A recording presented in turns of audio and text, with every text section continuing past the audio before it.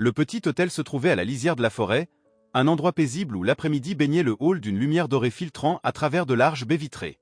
À l'intérieur, seul le ronronnement de la climatisation et le grattement d'un stylo troublaient le silence. Derrière le comptoir, une jeune réceptionniste prenait des notes avec application. Elle s'appelait Léna. Son uniforme bleu clair impeccablement repassé soulignait sa silhouette fine. Ses longs cheveux, attachés en une queue basse, retombaient doucement sur sa nuque. Ses yeux attentifs parcouraient le registre des réservations sans qu'elle ne soupçonne un instant ce qui allait surgir. Une caméra fixée au plafond enregistrait la moindre de ses actions, captant sans relâche l'atmosphère immobile du lieu. Dehors, le soleil brillait haut, caressant les arbres que la brise d'été faisait doucement onduler. La porte vitrée était entr'ouverte, laissant entrer l'air chaud et le parfum du bois. Mais cette ouverture devint une brèche pour un visiteur inattendu. À pas feutrés, une ombre immense monta les marches du hall. Elle se glissa à l'intérieur, effaçant en silence la frontière entre nature et civilisation. C'était un léopard adulte. Son pelage doré, tacheté de noir, était terni par la poussière et la terre. Ses griffes raclaient le carrelage poli, produisant un cliquetis régulier semblable au tic-tac d'une horloge. Les caméras de surveillance s'activèrent aussitôt, signalant une anomalie et déclenchant une alerte rouge silencieuse. Le félin avançait avec lenteur. Ses yeux, voilés comme s'ils sortaient d'un long coma, reflétaient une étrange lassitude. Son ventre creux trahissait la faim, ses pattes arrière semblaient faibles, et sa respiration haletante évoquait la soif. Il ne rugissait pas, ne montrait aucune agressivité, il errait comme une âme perdue. Peu à peu, la distance qui le séparait de Léna diminua jusqu'à moins de 3 pas. L'ombre de l'animal s'étira derrière elle, menaçante, mais encore invisible à ses yeux. Lorsque la jeune femme se retourna pour saisir une serviette, ses pupilles croisèrent soudain la silhouette massive. Le choc fut foudroyant. Son corps se figea comme une statue. La chaleur de l'après-midi devint glaciale. Elle ne cria pas, n'osa aucun geste brusque. Elle fit seulement un pas en arrière, tentant de réguler sa respiration. Face à elle, le léopard demeurait immobile. Sa tête inclinée exprimait moins la rage que la souffrance. Ses yeux, loin d'être féroces, semblaient vides et douloureux, comme si la vie elle-même lui pesait. Le temps s'étira, chaque seconde ressemblant à une éternité. Léna, le cœur battant à tout rompre, s'agrippa au comptoir pour ne pas chanceler. Soudain, le félin poussa un gémissement rauque et baissa la tête, son corps tremblant sur ses pattes. Alors elle aperçut ce qui expliquait sa faiblesse. Sa patte avant gauche était ensanglantée, prisonnière d'un vieux piège rouillé. Le métal mordait sa chair au-dessus de l'articulation, et le sang coulait goutte à goutte, dessinant une traînée rougeâtre depuis l'entrée jusqu'à l'endroit où il se tenait. Le léopard vacilla, puis s'effondra brusquement sur le sol luisant. Son souffle saccadé emplissait le hall d'un bruit désespéré. Une odeur âcre, mélange de sang, de poils brûlés par le soleil et de terre humide, se répandit. Léna, les mains tremblantes, sortit son téléphone de la poche de sa jupe. Sa voix, bien que brisée par l'émotion, demeura ferme lorsqu'elle appela le centre de secours animalier le plus proche. Elle donna l'adresse de l'hôtel et décrivit la situation avec précision. Le léopard, allongé, ouvrit à demi les yeux. Ses oreilles frémirent à peine. Léna, malgré sa peur, prit une serviette propre et l'approcha doucement, la déposant près de l'animal avant de reculer de quelques mètres. À ce moment, un employé entra dans le hall. Son cri résonna aussitôt. Léna lui fit signe de se taire et lui ordonna d'évacuer les clients. Elle resta seule, veillant sur la bête, comme si un fil invisible la liait à lui. 10 minutes plus tard, un pick-up s'arrêta brusquement devant l'hôtel. 3 secouristes en uniforme sortirent, portant mallette médicale, fusil anesthésiant et brancard. L'un d'eux s'approcha par derrière, tandis que les 2 autres faisaient écran devant. Ils observèrent la respiration de l'animal, évaluèrent son état, puis décidèrent de lui injecter une dose contrôlée de tranquillisant. La fléchette siffla et se planta dans sa cuisse. Le léopard sursauta, grogna, mais n'eut pas la force de résister. En moins d'1 minute, son corps s'apaisa, et il sombra dans un sommeil artificiel. Les sauveteurs dégagèrent le piège de fer avec des pinces spéciales. La blessure était profonde, les tendons visibles, la chair gonflée par l'infection. Une compresse imbibée d'antiseptique fut appliquée pour contenir l'hémorragie. Lentement, ils hissèrent l'animal sur un brancard à roulettes, sécurisant son corps massif avec des sangles. Léna, le visage crispé, s'approcha et saisit la main du chef de l'équipe. « Est-ce qu'il va survivre ?» demanda-t-elle d'une voix où perçait l'angoisse. L'homme lui adressa un sourire rassurant. « Si nous étions arrivés quelques heures plus tard, peut-être que non. Mais il a encore une chance. » Sous le regard silencieux de la caméra de surveillance, le léopard fut emporté vers le véhicule. Sa poitrine se soulevait encore lentement, signe fragile de vie. Léna resta immobile, les yeux brouillés de larmes, fixant le camion jusqu'à ce qu'il disparaisse au tournant. Dans son cœur, une certitude s'imposait déjà, ce face-à-face improbable ne s'effacerait jamais de sa mémoire.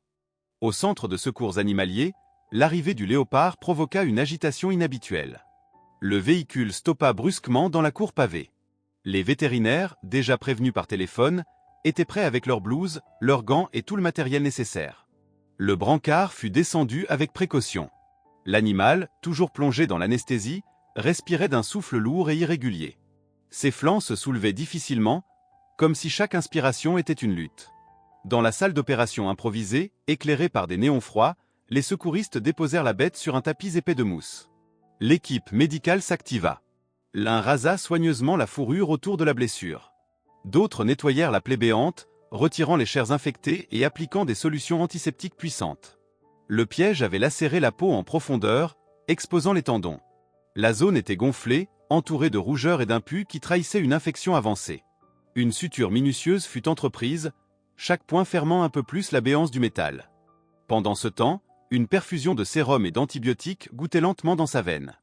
Autour de lui, les assistants parlaient à voix basse, conscients que le moindre geste brusque pouvait compromettre la survie de l'animal. Sur son pelage, ils découvrirent aussi d'anciennes cicatrices, griffures profondes, plaies refermées à la hâte. Ce léopard avait erré longtemps, seul, affrontant blessures et privations. La peau couverte de parasites et de champignons fut nettoyée méthodiquement, révélant peu à peu la beauté de son manteau doré. La première nuit, l'animal demeura immobile, couché sur le flanc. Sa respiration, bien que stable, restait faible. On avait disposé des couvertures pour lui maintenir une chaleur constante. Une jeune vétérinaire de garde passa la nuit à ses côtés. Elle lisait à voix basse, laissant parfois échapper une mélodie douce pour apaiser l'atmosphère. Dans ce silence troublé par le bip des machines, il semblait que le temps s'était arrêté, suspendu entre la vie et la mort. Au matin du deuxième jour, l'équipe constata un léger changement. Les oreilles du léopard frémissaient quand on s'approchait. Ses paupières se soulevèrent, révélant des yeux encore voilés, mais vivants. Il ne mangea rien. On lui proposa un bol de bouillon chaud qu'il ignora. Mais ses narines tressaillirent, signe que l'odeur l'avait atteint. Le troisième jour, il accepta de laper un peu de cette soupe tiède, et ce geste infime provoqua une vague de soulagement. Les vétérinaires échangèrent un sourire, conscients que ce premier pas était décisif. Léna, de son côté, n'avait cessé de penser à lui. Quand elle apprit que l'animal avait survécu à l'opération, elle se rendit aussitôt au centre. Elle se posta devant la cage où le félin reposait, toujours affaibli. Lorsqu'elle apparut, ses yeux s'ouvrirent lentement. Il la fixa comme s'il reconnaissait la première humaine qui n'avait pas fui devant lui. Léna s'accroupit, ses doigts serrés contre le grillage, et resta ainsi plus d'une heure en silence. Un lien invisible s'était créé, né de la peur partagée et de la confiance fragile. Les jours suivants, le rétablissement s'accéléra. Le léopard se redressa peu à peu, fit quelques pas hésitants, puis accepta de la viande crue qu'on lui présentait. Chaque mouvement de ses muscles semblait douloureux, mais il persévéra. La plaie séchait, les points de suture tenaient, et la fourrure commençait à repousser, douce et brillante. Les soigneurs lui donnèrent un nom, Ruto, qui signifie « porteur d'espoir de la forêt » dans la langue locale. Ce prénom résonna immédiatement, comme s'il avait toujours appartenu à l'animal. Une semaine plus tard, Ruto fut transféré dans un enclos de réhabilitation semi-sauvage. Le lieu avait été conçu pour recréer son habitat, arbres, rochers, cours d'eau, odeur du vent et chants d'oiseaux. Là, il pouvait réapprendre à être un prédateur, à bondir, à traquer des proies artificielles que les soigneurs libéraient. Ses premiers pas furent hésitants, ses muscles encore engourdis par la convalescence. Mais rapidement, son instinct reprit le dessus. Ses bonds devinrent plus sûrs, son regard plus perçant. Chaque victoire sur une proie factice était un pas vers sa liberté retrouvée. Léna continuait de venir, chaque fois que son emploi le lui permettait. Elle l'observait, émue, derrière la clôture. Et chaque fois qu'il croisait son regard, il s'arrêtait un instant, comme pour la saluer. C'était un rituel muet, un échange de reconnaissance et de fidélité. Pour l'équipe, ce comportement n'était pas anodin. L'animal avait associé cette humaine à sa survie. À mesure que les semaines passaient, Ruto recouvrait sa majesté d'autrefois. Sa fourrure reprenait des reflets dorés éclatants. Ses muscles, retendus, retrouvaient leur puissance. Il s'étirait longuement au soleil, s'abreuvait dans le ruisseau et parfois d'un rugissement sourd, rappelait au monde qu'il appartenait encore à la forêt. Les vétérinaires commencèrent à évaluer la possibilité de son retour à la vie sauvage. Les rapports médicaux indiquaient une guérison remarquable, ses réflexes de chasse étaient revenus, et son état général dépassait désormais les attentes. Le jour où cette décision fut prise, Léna fut avertie. Son cœur battit plus fort. Elle comprenait qu'une page s'apprêtait à se tourner. Ruto était prêt à rejoindre son royaume. Mais une part d'elle craignait déjà l'inévitable séparation. Le matin du départ arriva, clair et limpide, comme si la nature elle-même avait choisi de saluer un retour attendu. Un véhicule spécial, équipé d'une cage de transport sécurisée, fut préparé devant le centre. À l'intérieur, Ruto tournait lentement, observant les soigneurs avec une curiosité calme. Ses yeux brillaient d'une lueur retrouvée, mélange de force et de sérénité. Sa blessure n'était plus qu'une cicatrice fine, dissimulée sous une nouvelle fourrure dorée. Tout indiquait qu'il était prêt à retrouver la liberté. L'équipe vétérinaire, malgré son expérience, ressentait une émotion particulière. Chacun avait veillé sur cet animal jour et nuit, le regardant renaître d'un état presque désespéré. Léna, vêtue d'une robe claire, tenait dans ses mains un foulard blanc. C'était le même qu'elle avait déposé près de lui le premier jour, dans le hall de l'hôtel. Elle avait décidé de l'apporter comme un signe de continuité, un dernier lien entre eux. Le convoi prit la route, quittant la ville et ses bruits métalliques pour s'enfoncer dans un paysage verdoyant. Plus de 50 km séparaient le centre de la réserve naturelle où Ruto allait être relâché. À mesure que les kilomètres défilaient, les forêts se faisaient plus denses, les chants d'oiseaux plus présents. L'air embaumait la sève et l'humus. Léna, assise à l'arrière, regardait la silhouette massive du félin à travers les barreaux. Elle sentait à chaque respiration qu'il percevait déjà ce qu'il attendait, un retour à son monde. Lorsque le véhicule s'arrêta enfin, le silence de la réserve enveloppa la scène. Seuls quelques cris d'oiseaux et le souffle du vent troublaient l'air.